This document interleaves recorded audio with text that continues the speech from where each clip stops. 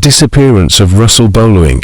On the morning of the 2nd of March 2010, Bohling left the family home in West Ella to attend Bishop Burton College in Beverly, where he was studying bricklaying.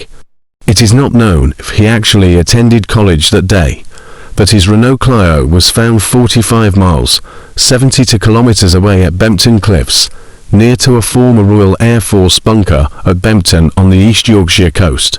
Bohling's car was noted by an RSPB worker at 5 p.m. the 2nd of March 2010, and was still there when the worker returned the next morning. It had a ticket on it purchasing a full day's parking, having been bought at 11:30 a.m. in the morning of the 2nd of March.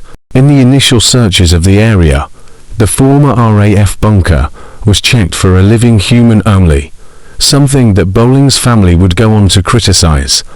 The Humberside Fire and Rescue Service HF and RS undertook their first search using heat-sensitive cameras and torches, which would be ineffective if Bohling was dead at that point. Firefighters went back and, as a training exercise, conducted a more detailed search of the bunker in December 2012. When this search was conducted, Bohling's family was present at the briefing and stayed there for the full 3 hours that the HF and RS were inside the bunker.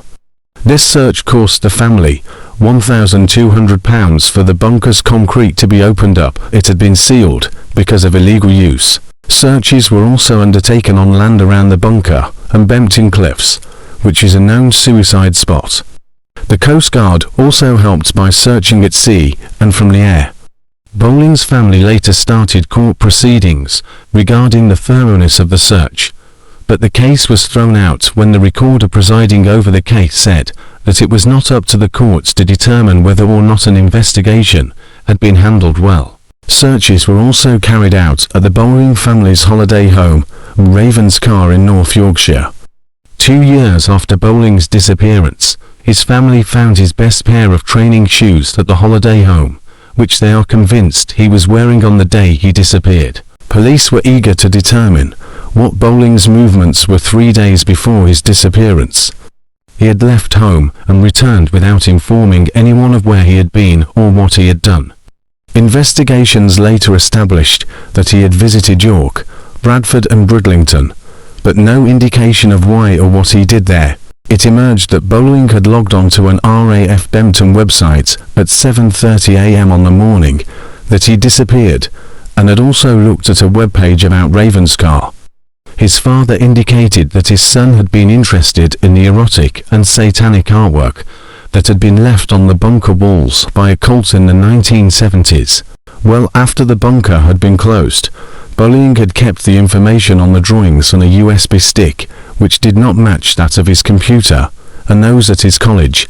The USB stick was not found during searches. Bohling's family insist that a third party was involved in the disappearance, pointing to the fact that his car had only 3.8 litres, 0.84 gal, 1.0 US gal of fuel in it, so it would be impossible to reach the Bempton area without refueling. The family recreated the journeys he undertook as his car was refueled on the 1st of March 2010, determining that the car ran out of fuel at Brandesburton, which is 20 miles, 32 kilometers short of Bempton. Bohling's debit card had not been used, and he had very little cash on him, which the family claims is indicative of someone else being with Bohling when he drove to Bempton. The family also maintained that a £300,000 payment that his father was set to give him, so that he could start up a business, may also be behind his disappearance. Bohling has a speech and language disorder where, when people ask him if he is all right, he would reply yes even if he wasn't. His family say that this makes him vulnerable. The police also think Bohling killed himself because of a tape they had found that he had recorded intimating suicide. The family were at pains to point out that this was a 3-year-old tape that Bohling had recorded when he was 15 and anxious about his exams. Coroner said he believed a man who disappeared 14 years ago somehow died in the sea off the East Yorkshire coast. His body has never been found, but his car was discovered at Bempton Cliffs car park, near Bridlington, Assistant Coroner David Rosenberg ruled out suicide and gave a narrative verdict at the inquest in Hull. Mr. Rosenberg said he thought Mr. Bohling died on the day he went missing, and based on the submissions of the police that no body has been found, I believe somehow he died in the sea at Bempton Cliffs. In 2019, an inquest into Russell's disappearance ruled that he had died at sea, but that it was unclear how this came about. Suicide was ruled out as the manner of death, but made no more conclusive judgments. His family were happy that the inquest has provided them some closure, but disappointed that an investigation into Russell's death is now highly unlikely. Russell Bohling, born the 29th of December 1991, is an Englishman who disappeared from West Ella, East Riding of Yorkshire, England on the 2nd of March 2010. Many theories have been put forward regarding his disappearance, with police surmising that he either killed himself or met with an accident, whereas his family maintains that a third party was involved. Despite repeated appeals for witnesses to come forward, Bohling's disappearance remains unsolved.